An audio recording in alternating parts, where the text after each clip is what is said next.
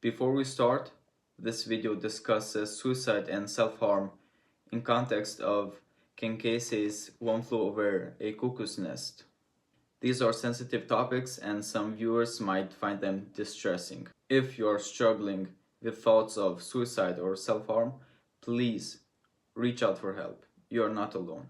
This video is only intended as a philosophical reflection on why suicide might or might not occur. Please only watch if you feel comfortable engaging with this subject matter. Suicide is often viewed as a socio-psychological problem. That is, things like bullying or different kinds of mental health issues, or the dynamic between the person committing suicide and the people around him.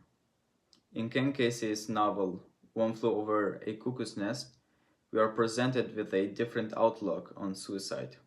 The story is set in a psychiatric hospital in the 1950s, narrated by Chief Bromden, a longtime patient who pretends to be deaf and mute. Chief Bromden is alienated. This is shown through his visions of the fog, where he hallucinates mist that separates himself from reality, leaving him detached from himself and from others. The ward is ruled by Mrs. Ratched, a strict and manipulative figure who keeps control through humiliation, drugs, and fear. It's a place where individuality and masculinity are stripped away, leaving the man powerless. One day, old Roller, a patient, commits suicide by castrating himself and bleeding to death. Bromden reacts with chilling detachment. What makes people so impatient is what I can't figure. All the guy had to do was wait. Suicide is described here as a result of impatience, a lack of patience.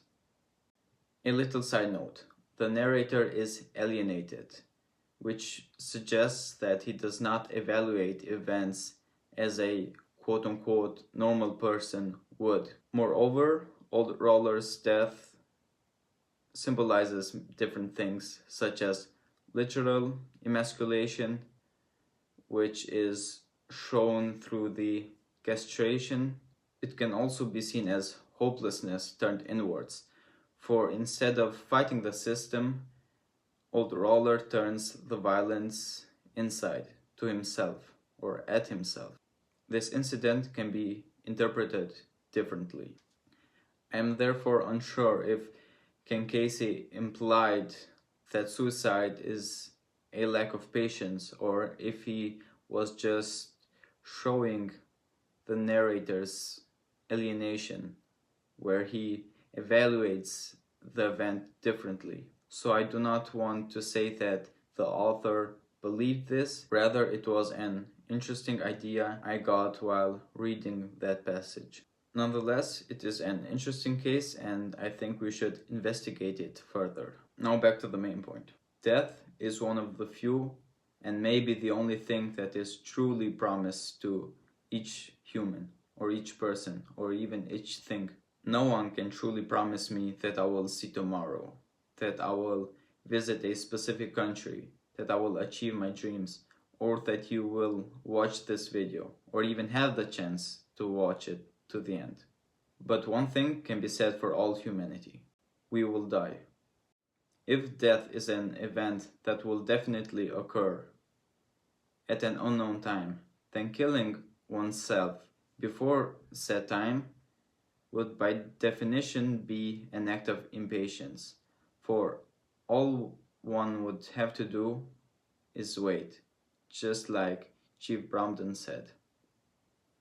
If that is true, all we would need to teach people would be how to be patient, and with that, we would solve suicide. To be patient with their life situations and anything else they might be dealing with. At first sight, it lays out the problem of suicide and even gives a solution. But I would argue that it is more complex than just saying it is a result of impatience, even though there is some truth to it. When it comes to suicide, we also have to look it through the lens of perseverance. While patience describes the process of waiting calmly without complaint, perseverance describes the process of pushing forward despite difficulty. One needs both in order to move forward. To illustrate, let's say that a person wants to become stronger. For that, he needs to go to the gym and train. Perseverance would mean that he needs to push the weights even though they are heavy to lift and even though the process of weightlifting is painful.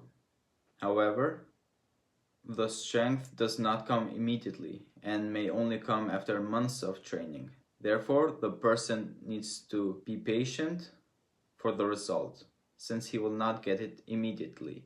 This example shows that one needs both in order to live, for one does not simply wait for life to happen, but experiences it actively. But at times we do not get that which we desire. So therefore, we have to be patient for that specific result. Just like one waits for the strength, even though one is constantly training in the gym. Suicide would therefore not only be a problem of patience or only a lack of patience, but also a lack of perseverance. However, the lack of perseverance presents a contradiction, for if one commits suicide due to the lack of it, it would imply that life or the hardships of life have become so tough or so hard that it is unbearable for that person. This is contradictory because everything is bearable as long as we live. For the moment something becomes truly unbearable, we will die to said cause. Therefore, as long as we live, everything is bearable. And therefore, no need to commit suicide due to hardships being unbearable. We may deem something as unbearable or overwhelming, but it is not truly so. Now, this does not mean that there are no hardships in life or that overcoming those hardships is easy. It just means that every hardship is conquerable as long as one lives. This insight is liberating because it allows us to continue with the knowledge that no hardship we face during our lifetime is above the scope of our strength. But, as I previously stated, it does not imply that said hardships are painless or easy. These points are not meant to look down on people who commit suicide, because I would describe suicide as a tragedy. Tragic because a person evaluates his life as miserable or unbearable to the point that he does not want to wait for his natural death, but rather he decides to end it himself, thus not wanting to live any longer.